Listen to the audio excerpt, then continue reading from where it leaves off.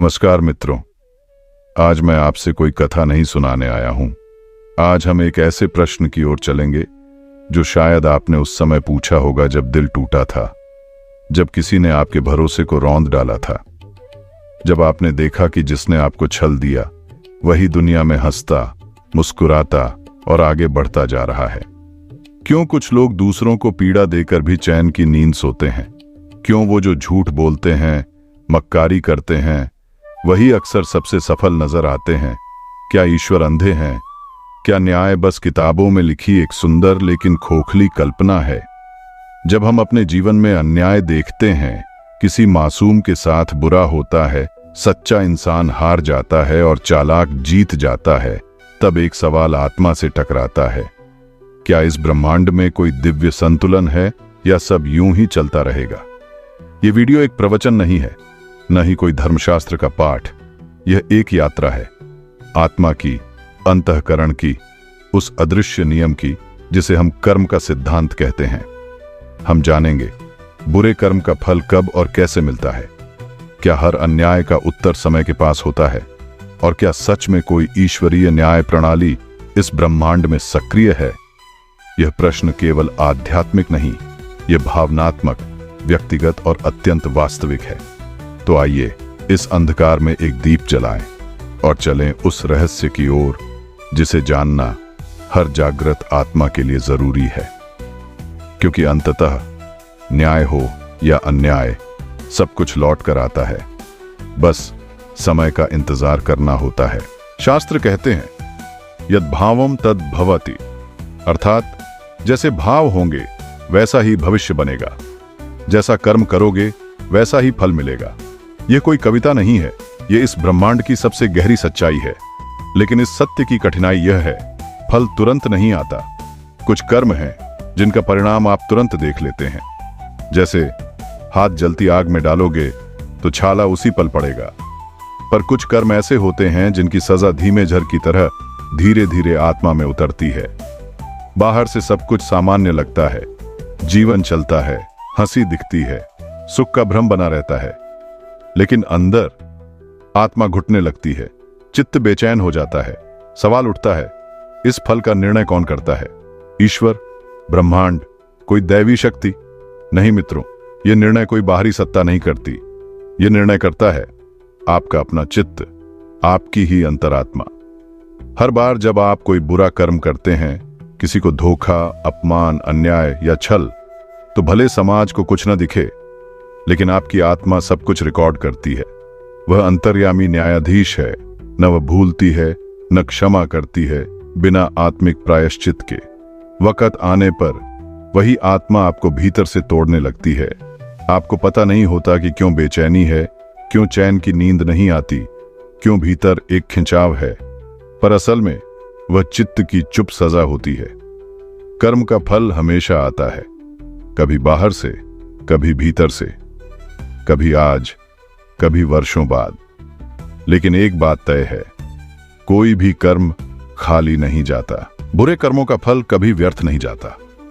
यह एक शाश्वत नियम है कि जैसे कर्म होंगे वैसे ही परिणाम सामने आएंगे, चाहे आज, कल या अगले जन्म में।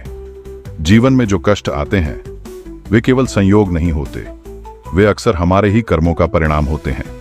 ये सजा 3 प्रमुख रूपों में प्रकट होती है। 1, बाह्य कष्ट, एक्सटर्नल सफरिंग। यह सबसे दिखाई देने वाला रूप है। जब व्यक्ति बुरे कर्म करता है, जैसे किसी का धन हड़पना, झूठ बोलना, छल करना या दूसरों का अपमान करना, तो उसकी प्रतिक्रिया बाहरी जीवन में दिखाई देती है। धन की हानि, अचानक बीमारियां, रिश्तों का टूटना या समाज में बदनामी, ये सब उसी कर्म के उत्तर हैं। ऐसा लगता है जैसे जीवन अचानक कठिन हो गया हो, लेकिन असल में यह हमारे ही कर्मों की प्रतिध्वनि होती है। 2, आंतरिक अशांति, इंटरनल टर्मोइल। यह सज्जा बाहर से नहीं, भीतर से होती है। व्यक्ति के पास सब कुछ हो सकता है, धन, पद, प्रतिष्ठा, फिर भी उसे चैन नहीं मिलता।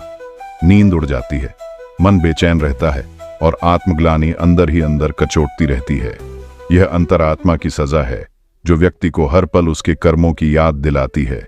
यह सजा दूसरों को दिखाई नहीं देती, लेकिन यह सबसे अधिक घातक होती है क्योंकि यह आत्मा को खोखला कर देती है। 3. आत्मिक बंधन, स्पिरिचुअल बॉन्डेज। कभी कभी बुरे कर्मों का फल तुरंत नहीं आता, लेकिन यह नहीं मानना चाहिए कि उसका हिसाब नहीं होगा। आत्मा पर पापों की छाया रह जाती है, जो अगले जन्मों में दुख के रूप में प्रकट होती है, जैसे बचपन से ही संघर्षों से भरा जीवन, अभावों से घिरा अस्तित्व, या ऐसे कर्मों की प्रवृत्ति जो आत्मविकास को रोकती है। यह आत्मिक बंधन व्यक्ति को बार बार उसी चक्र में फंसाता है जब तक वह स्वयं को शुद्ध न कर ले। ईश्वर की अदालत में देर हो सकती है, पर अंधेर नहीं। वहां न्याय बहुत गहरा, बहुत सटीक और अवश्यंभावी होता है। इसलिए हमें हर कार्य करते समय यह याद रखना चाहिए कि हम जो बोते हैं वही एक दिन काटते हैं, चाहे वह मीठा हो या कड़वा। बहुत समय पहले की बात है। दक्षिण दिशा में एक समृद्ध राज्य था, सौम्यगढ़।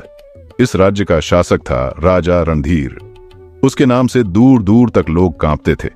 उसकी सेना विशाल थी, खजाना असीम और वैभव जग प्रसिद्ध। लेकिन उसके भीतर कुछ और था, एक अंधा अहंकार, एक जलता हुआ लोभ और दूसरों की पीड़ा के प्रति पूर्ण असंवेदनशीलता।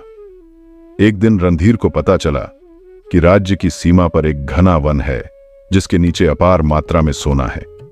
लेकिन वहां एक वृद्ध साधु वर्षों से तपस्या कर रहा था। लोगों का मानना था कि वह स्थान तपोभूमि है, जहां की शांति और ऊर्जा पूरे क्षेत्र को सुरक्षित रखती है। रणधीर ने इस चेतावनी को हंसी में उड़ा दिया। तपस्या से कोई राज्य नहीं चलता, उसने कहा। उसने सेना भेजी, साधु को बलपूर्वक हटाया और उस भूमि पर खुदाई शुरू करवा दी। बूढ़ा साधु कुछ न बोला, न क्रोध न शाप, केवल एक शांत मुस्कान के साथ उसने कहा, राजन, जब समय न्याय करता है तब शब्दों की आवश्यकता नहीं होती। शुरुआत में सब ठीक चला, सोना मिला, खजाना और भरा। लेकिन फिर धीरे धीरे कुछ ऐसा हुआ जिसे रणधीर समझ नहीं पाया। रातें बेचैन हो गईं, राजा को नींद नहीं आती थी। उसके पुत्र आपस में सत्ता के लिए झगड़ने लगे। प्रजा में असंतोष फैल गया, राज्य में अपराध बढ़ने लगे। सदियों से एकजुट रही प्रजा में फूट पड़ गई। और फिर उस भूमि पर जहां साधु तप करता था, एक अजीब लाइलाज बीमारी फैलने लगी। वहां रहने वाले लोग मरने लगे, पेड़ सूख गए, जल विषैला हो गया। राजा रणधीर अब टूट चुका था। उसने अपने महल की ऊंचाई से नीचे देखा, एक उजड़ा साम्राज्य, एक डरे हुए लोग और स्वयं का विक्षिप्त मन। तभी उसे साधु के शब्द याद आए और पहली बार वह रोया, क्योंकि उसे समझ आया, मैंने जो छीना था वह केवल भूमि नहीं थी, वह था किसी का तप, किसी का सत्य और वह ऊर्जा जो इस राज्य को जीवित रखती थी। उस दिन राजा ने जाना, धर्म और सत्य भले चुप रहते हैं, लेकिन जब वे न्याय करते हैं तो सारा संसार गूंज उठता है। अब सुनिए एक कहानी इस युग की। एक युवक था, राहुल। छोटे शहर से था, बड़ा सपना था, पर राह चुनी शॉर्टकट्स की, झूठ, धोखा, स्वार्थ। शुरुआत में जीवन अच्छा लगा, पर धीरे धीरे चीजें टूटने लगीं। मां बीमार हो गई, व्यापार गिरने लगा, अकेलापन घेरने लगा। एक दिन राहुल मंदिर गया और पहली बार अपने भीतर झांका, जहां केवल दोष, डर और दर्द था। उस दिन से उसने अपने कर्म बदलने शुरू किए। छोटे छोटे अच्छे काम, सच्चे शब्द, सच्ची माफी। वह जान चुका था, बुरे कर्म की सजा बचाई नहीं जा सकती, पर अच्छे कर्मों से उसका प्रभाव कम किया जा सकता है। भगवद गीता में श्री कृष्ण ने स्पष्ट और अडिग वचन दिए हैं, यदा यदा ही धर्मस्य ग्लानिर्भवति भारत, अभ्युत्थानम अधर्मस्य तदा आत्मानं सृजाम्यहम्। जब जब धरती पर अधर्म बढ़ता है और धर्म दबने लगता है, तब तब मैं स्वयं अवतार लेता हूं, न्याय की पुनर्स्थापना के लिए। ये कोई केवल धार्मिक श्लोक नहीं, ये ईश्वर की चेतावनी है। जब इंसान का अन्याय दूसरों की आस्था, सम्मान और अस्तित्व को कुचलने लगे, तब ब्रह्मांड की ऊर्जा खुद हस्तक्षेप करती है। दुर्योधन इसका सबसे जीवंत उदाहरण है।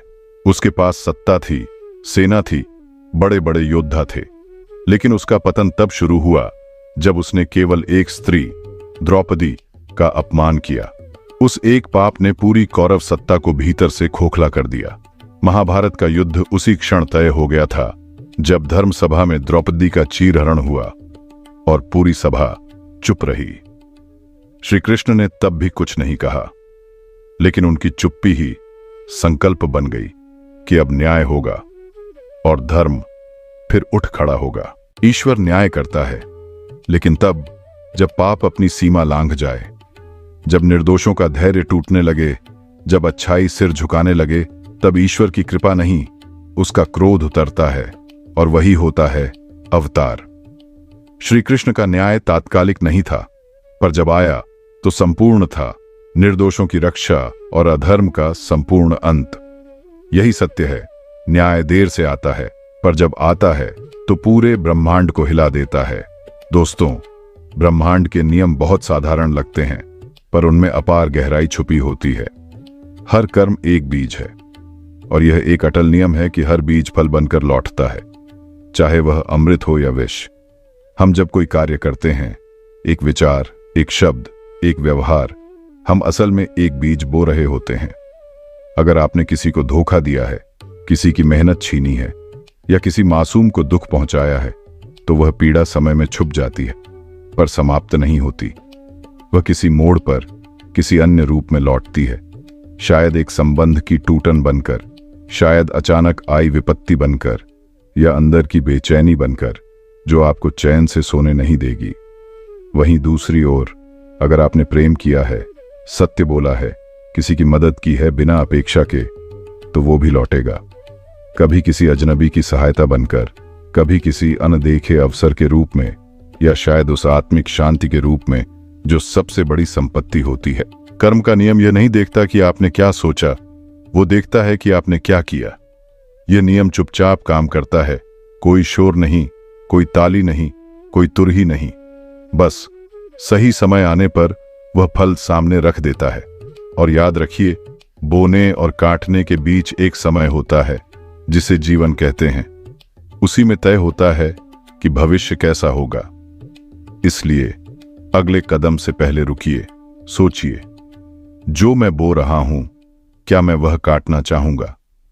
क्योंकि ब्रह्मांड कभी भूलता नहीं और कर्म हमेशा लौटता है। अगर इन विचारों ने आपके मन में कुछ हलचल की है, अगर आपने अपने भीतर कुछ महसूस किया है, तो इस यात्रा को और लोगों तक पहुंचाइए। इस वीडियो को लाइक कीजिए, शेयर कीजिए और सब्सक्राइब कीजिए द वेद टेल्स, जहां हम धर्म, आत्मा, कर्म और जीवन के गहनतम प्रश्नों के उत्तर खोजते हैं, सीधे, सच्चे और सरल शब्दों में।